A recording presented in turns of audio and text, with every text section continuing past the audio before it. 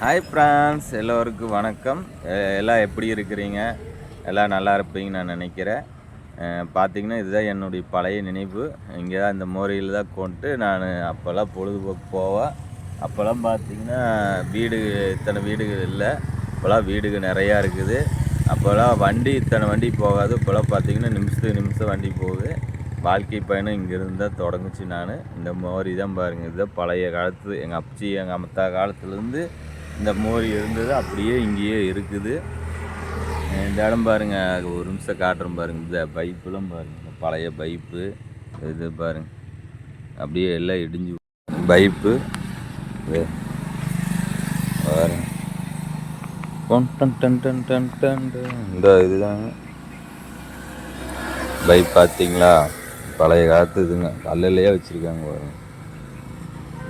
நினைவுகள் இங்கே தான் வந்து நம்ம உட்காந்துட்டுங்க நம்ம பொழுதுபோக்குக்காக உட்காந்துருப்போம். நானும் என் ஃப்ரெண்ட்ஸு எல்லாம் உட்காந்துட்டு கதை பேசுறது, என்ன அங்கே என்ன நடக்குது, அந்த வீட்டில் என்ன நடக்குது அப்படின்னு எல்லாம் பேசிகிட்டு இருப்போம். அப்புறம் வேடிக்கை பார்த்துட்டு இருப்போம். ஒரே ஜாலியாக போங்க அந்த வயசில்.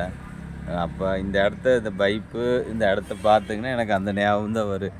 இப்படி சாஞ்சுக்குங்க, இப்படி உட்காந்துருப்போம். மணிக்கணக்காக வந்துட்டுப்போம். சாயந்தர டைமு அதிகமாக வருவோம். நைட்டு பார்த்திங்கன்னா 7 மணி 8 மணி இந்த மணி அந்த டைம்லாம் கிடையாதுங்க. 10 மணிக்கு கூட நான் வந்துருக்கேன். ஒவ்வொரு நாள் தூக்கம் இல்லைன்னு வைங்க. வீடு தான் நம்ம வீடுங்க. அம்மா தம்பியெல்லாம் இருக்கிறாங்க. இந்த வீடு தாங்க. உங்களுக்கு தெரியுதோ வீடு இருங்க, காட்டுற வீட்டை. நம்ம உட்காந்துட்டு பொழுதுபோக்காக இங்கே தான் இருப்போங்க. எல்லாம் சாப்பிட்டீங்களா? இன்றைக்கி என்ன சாப்பாடுன்னு சொல்லுங்கள். எங்கள் வீட்டில் பார்த்திங்கன்னா கேரட் பீன்ஸு, பச்சை பட்டாணி போட்டு ஒரு குழம்பு வச்சுருந்தாங்க. அது இந்த சப்பாத்திக்கெல்லாம் கடையில் வைப்பாங்க, அதே மாதிரி இருந்துச்சு. ஆனால் நல்லா டேஸ்ட்டாக செஞ்சாங்க. ஆனால் எனக்கு தான் சாப்பிட கொடுத்து வைக்கல. பாப்பா காலையில் பார்த்திங்கன்னா சின்ன பாப்பாவுக்கு சாப்பாடு கொஞ்சம் போட்டேன். அவள் சாப்பிட்டு துளி, அது எப்பவுமே தெரியல, அவளுக்கு ஒரு பழக்கம் இருக்குது. கடைசியில் ஒரு துளியை வச்சுட்டு போயிடுவாள். அந்த சாப்பாடு வீணாக போயிருன்ட்டு நான் எடுத்து அதை நான் சாப்பிடுவேன். அப்படி தான் சாப்பிட்டு அப்புறம் காலையில் நானும் இலவச தம்பி, சபரி தம்பி நாங்கள் போய் ஹோட்டலுக்கு போய் சாப்பிட்டா அது வீடியோ போட்டிருப்பேன். சரிண்ணா போய் சாப்பிட்டு வந்தேங்க. அதனால் சாப்பிடல. இப்போ தம்பிக்கு உடம்பு நல்லா இல்லைன்ட்டு ஹாஸ்பிட்டல் கூட்டிகிட்டு போகிறதுக்கு இங்கே தான் கொண்டு வெயிட் பண்ணிகிட்டு இருக்கிறேன். தம்பிக்கு எல்லாம் ரெடி பண்ணி நீங்கள் ஆஸ்பத்திரி கிளம்போடுங்க. அப்புறம் நம்ம உடம்பு எவ்வளோ முக்கியம்னு பார்த்தா நம்மளுக்கு தெரியுதுங்க. உடம்பு நல்லா வச்சுக்கோங்க. ஏதோ ஒரு சின்ன மிஸ்டேக்கு ஏதாவதுனா கூட ஹாஸ்பிட்டல் போய் பாருங்கள். நாமளே அது இருக்குது தலைவலிக்கு, நம்ம வெயில் போனால் தலைவலிக்குது, கிறுகுன்னு வந்தால் சாப்பிடாது கிறுன்னு வரும்னு நாமளே டாக்டராக நினச்சிட்டு அதையை வந்து நீங்கள் இது பண்ணிக்க, நீங்களே மருத்துவம் எடுத்துக்காதீங்க. ஹாஸ்பிட்டலுக்கு போய் அது என்ன ஏதுன்னு பார்த்துட்டு நீங்கள் அதுக்கு தகுந்த மாதிரி நீங்கள் வந்து பார்த்திங்கன்னா ட்ரீட்மெண்ட் எடுங்க. நம்ம உடம்பு வந்து 80% வரைக்கும் எந்த நோய் என்னென்னு தெரியாது. வெறும் 20% இருக்கும்போது தான் இந்த ஒவ்வொரு நோய் நம்மளுக்கு வெளியே தெரியும். நம்ம உடம்பு வந்து பார்த்திங்கன்னா தன்னைத்தானே உடம்பு இதாகி ஒரு தலை வலித்தாலும் அப்படியே அதே சரி பண்ணிக்கு, வயிற்று வச்சா அதே சரி பண்ணிக்கு. அதுக்குள்ளே நம்ம பயந்துட்டு என்னென்னமோ மாத்திரை எல்லாமே பண்ணுறோம். அதனால் முடிஞ்ச அளவுக்கு நீங்கள் வந்து உடம்பு நல்லா ஆரோக்கியமாக வச்சுருங்க.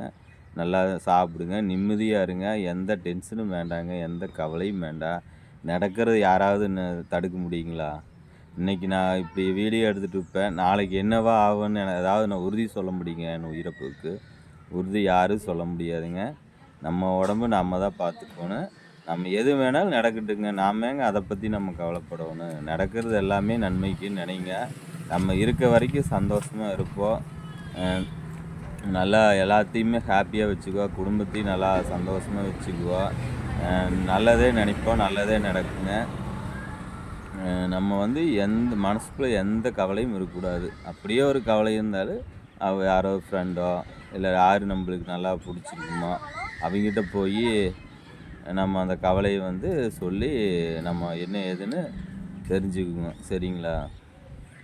பாருங்கள், தம்பி எட்டி பாட்டு போகிறான். அதனால் நீங்கள் முடிஞ்ச அளவுக்கு மனசை சந்தோஷமாக வைங்க, ஹாப்பியாக வருங்க. இப்போ வந்து ஒவ்வொருத்தருக்கு பார்த்திங்கன்னா ராதிகா சிஸ்டர்களாக உடம்பு சரியில்லைன்னு சொன்னாங்க. அவங்களுக்கு என்ன உடம்புக்கு என்னன்னு எனக்கு தெரியல. இருந்தாலும் சிஸ்டர் உடம்பு சரியில்லைனால எங்கள் உடம்பு நல்லா போயிரு. நான் இறைவனை வேண்டிக்கிறேன். உடம்ப வந்து நம்ம ஃபஸ்ட்டு வராதுக்கு முன்ன நம்ம நோய் வந்தா தடுத்துக்கலாங்க. வந்ததுக்கப்புறம் நம்ம கொஞ்சம் கொஞ்சமாக தாங்க ரெடி பண்ண முடியும். நம்ம எண்ணங்கள் வந்து கரெக்டா இருந்தா, கண்டிப்பா வந்து அந்த நோயிலேருந்து நம்ம வந்துக்கலாம். என்னன்னா நீங்க தப்பா நெனச்சுக்காதீங்க. நம்ம நல்ல எண்ணமும், நம்ம யாருக்கும் துரோகம் பண்ணாத இருந்தோம்னா, கண்டிப்பா எந்த நோயா இருந்தாலும் நம்ம வந்து அது வந்து சரி பண்ணிக்கலாங்க. நம்ம நல்ல மனசுக்காருக்கு சோதனை வரும். ஆனா வந்து அது கஷ்டம் வராது. அதனால எல்லாமே நல்லா இருப்போம். இது ஒரு சின்ன வீடியோ. நெக்ஸ்ட்டு அடுத்த வீடியோல பார்க்கலாங்க.